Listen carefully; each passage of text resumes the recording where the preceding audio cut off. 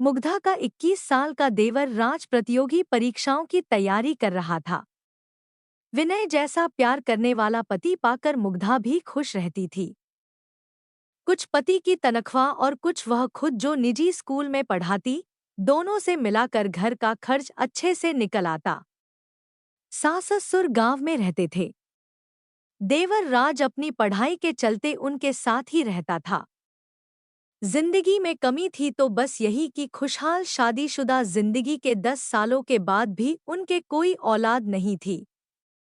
अब मुग्धा 35 साल की हो चुकी थी। अपनी हमउम्र बाकी टीचरों को उनके बच्चों के साथ देखती तो न चाहते हुए भी उसे रोना आ ही जाता।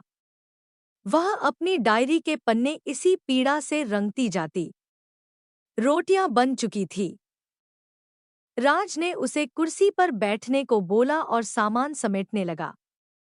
मुग्धा ने सिर पीछे की ओर टिकाया और आंखें बंद कर ली। वातावरण एकदम शांत था।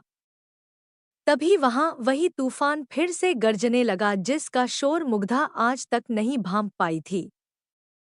राज की गर्दन धीरे से मुग्धा की ओर घूम चुकी थी। वह कनखियों से मुग्धा की फिटिंग वाली समीज में कैद उसके उभारों को देखने लगा था।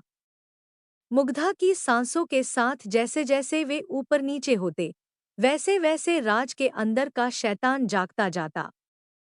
राज हकबका गया और बोला, हाँ भाभी, बस हो ही गया। कहकर राज ने जल्दी जल्दी बाकी काम निपटाया और खाने की चीजों को उठाकर मेज पर ले गया। मुग्धा ने मुश्किल से 2 रोटियां खाईं, वह भी राज की जिद पर। वह जबरदस्ती सब्जी उसकी प्लेट में डाल दे रहा था। खाने के बाद मुग्धा सोने जाने लगी तो राज बोला, भाभी, 15 मिनट के लिए आगे वाले कमरे में बैठिए ना।